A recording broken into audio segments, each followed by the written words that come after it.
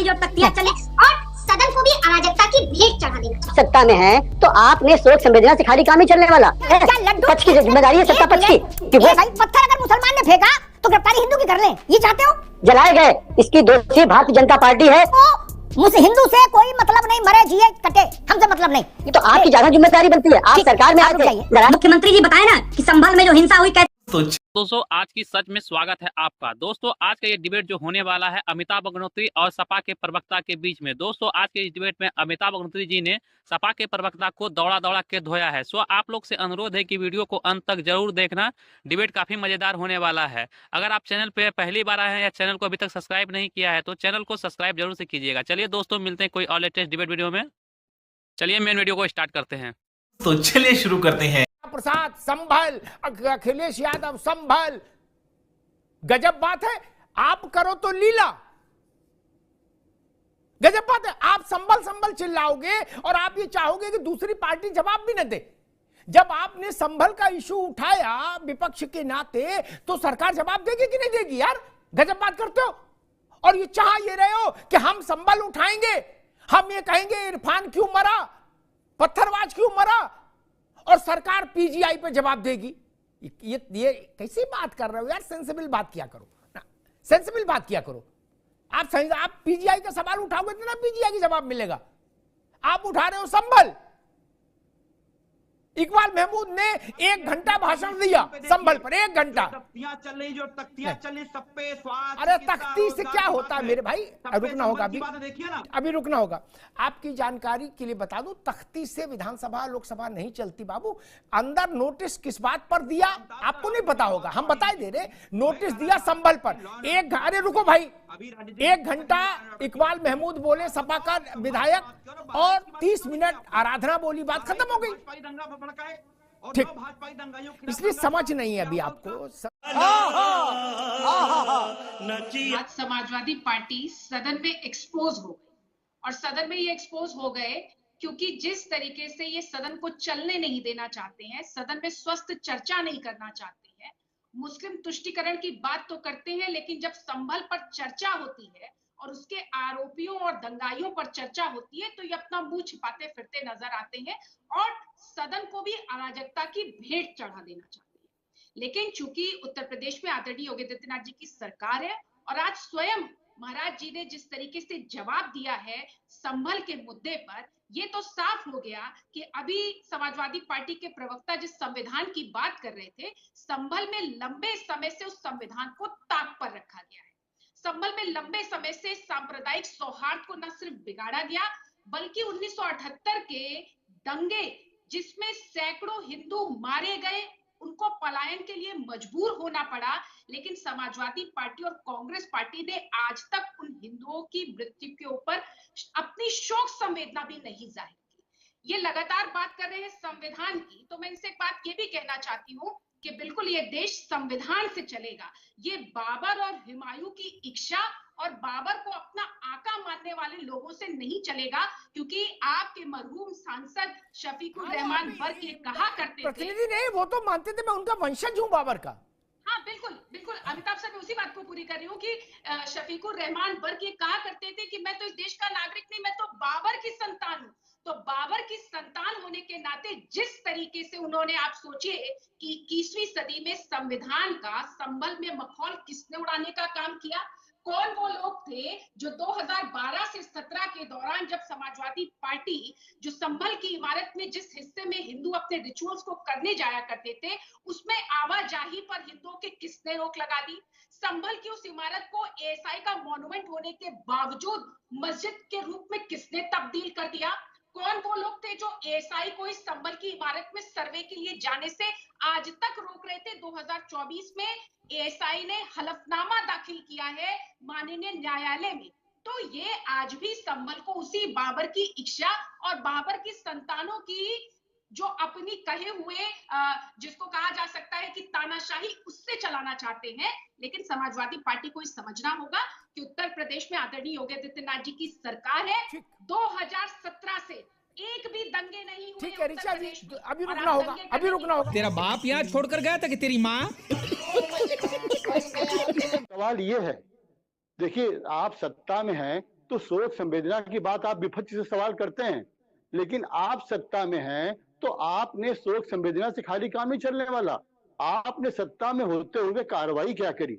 अमिताभ जी, ये अहम सवाल कार्रवाई कर रहे हैं भैया। आज विवेक जी वही तो बात कार्रवाई में है। विवेक भाई एक मिनट, वही कार्रवाई कर रहे हैं। 2700 लोगों के खिलाफ नेम्ड एफआईआर है, वही कार्रवाई कर रहे हैं। लेकिन तब आप और समाजवादी पार्टी विधानसभा में आज कह रहे थे कि जुल्म गारत हो रही है, जुल्म जाती हो रही है। हुजूर अब करो कार्रवाई करो, कार्रवाई करें तो आप विधानसभा में कहते हो जुल्म गारत हो रहा है।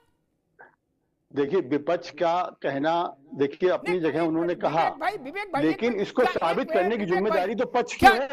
पक्ष की जिम्मेदारी है, सत्ता पक्ष की, कि वो इसको साबित करे। दूध के दूध, पानी पानी करे कार्रवाई से अपनी। एक मिनट, क्या लड्डू खिला कार्रवाई होगी दोषियों पर? क्या वही चाचा लड्डू ले जाओ, ऐसी कार्रवाई नहीं होगी। कार्रवाई तो लठ के साथ होगी। वही हो रहा है। तो आपने आज विधानसभा में क्या किया? आराधना ने और इकबाल महमूद ने मसला इसीलिए उठाया ना कि मुसलमानों के खिलाफ साजिश हो रही है, मुसलमानों को प्रताड़ित किया जा रहा है। अगर दोषी मुसलमान है तो प्रताड़ित हिंदू को करेंगे। देखिए, आज पत्थर अगर मुसलमान ने, एक मिनट भाई, पत्थर अगर मुसलमान ने फेंका तो गिरफ्तारी हिंदू की कर लें, ये चाहते हो? अमिताभ जी, विपक्ष लोकतंत्र का, भारत का विपक्ष है।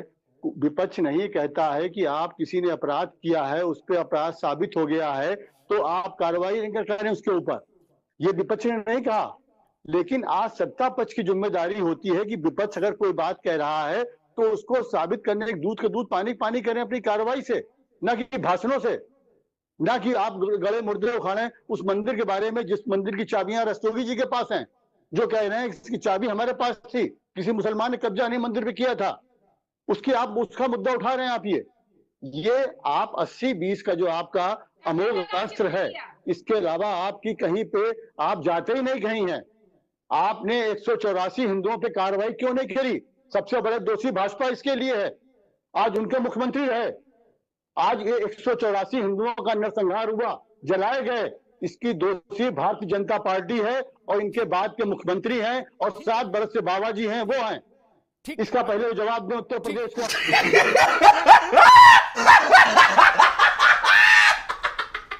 या अगर आप केवल कल्याण सिंह को कटघरे में खड़ा करना चाहते हो तो आपको यह बोलना होगा कि भारतीय राष्ट्रीय कांग्रेस को हिंदू से कोई मतलब नहीं। तो हम कल्याण सिंह से सवाल उठाएंगे, बिल्कुल उठाएंगे। आपको यह बोलना होगा कि हमको हिंदू से कोई मतलब नहीं, मरे जिए कटे, हमसे मतलब नहीं, ये बोल दो। जिम्मेदारी बात नहीं होती है। देखिए, आपके बाद जो ड्यूटी पे आया उसकी जिम्मेदारी ज्यादा बनती है। आपके बाद जो उस कुर्सी पर बैठेगा तो उसकी जिम्मेदारी बनती है। तो चलिए, आप लंबरदार बनते हैं, आप हिंदू सम्राट बनते हैं, आप हिंदुओं के लंबरदार हैं, आप उनके रक्षक हैं, तो आपकी ज्यादा जिम्मेदारी बनती है। आप सरकार में आए थे, हमारा हिंदू कोई लेना देना नहीं। आप बोलो, अभी मैं 20 सवाल कटघरे में ऋचा सिंह को खड़ा कर दूं, आप पहले ही बोल दो कि भाई गांधी परिवार का हिंदू से कोई लेना देना नहीं, मरे कटे जला दिया जाए, हमें मतलब नहीं। 84 हिंदू जलाए गए सन 78 में, और फरवरी 89 तक सरकार जनता पार्टी की रही, तो जिम्मेदारी किसकी बनती थी बताइए?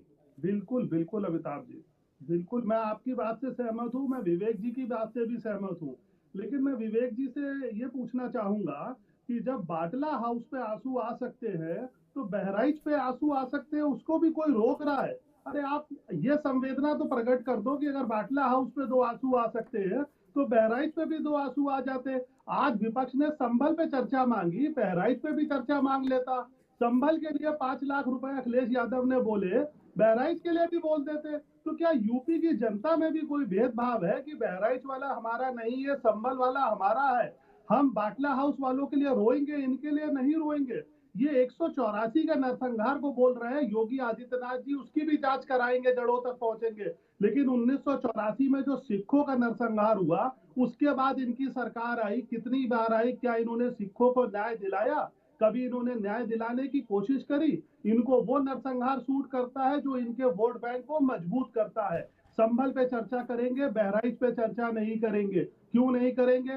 बहराइच से मिलने नहीं जाएंगे, संभल से मिलने जाएंगे, पुलिस वालों से मिलने नहीं जाएंगे, संभल के लिए बॉर्डर पे आके खड़े हो जाएंगे। कि फोटो खींचे और मीडिया में आए। बहराइच में भी आपका नागरिक है ना, 2% वोट बचा है, 27 में ये वोट भी नहीं बचेगा। जनता सब समझ रही है, जनता पे अब वो जादू नहीं चलता। 24 में आपने थोड़ा बहुत चला लिया था झूठे वादे करके, लेकिन उसका रिजल्ट भी उपचुनाव में दिख गया। तो आपको ये समझना पड़ेगा कि संवेदनहीनता कहाँ है और संवेदनशील कौन है। और अमिताभ जी, मैं आपकी बात से बिल्कुल सहमत हूँ। मुख्यमंत्री से पूछा जाए, ये बताओ 9 भाजपाई दंगाइयों के खिलाफ, मनीष अग्रवाल बताना आप, 9 भाजपाई दंगाइयों के खिलाफ बहराइच में जो खुद विधायक ने एफआईआर कराई, क्या वो जेल गए?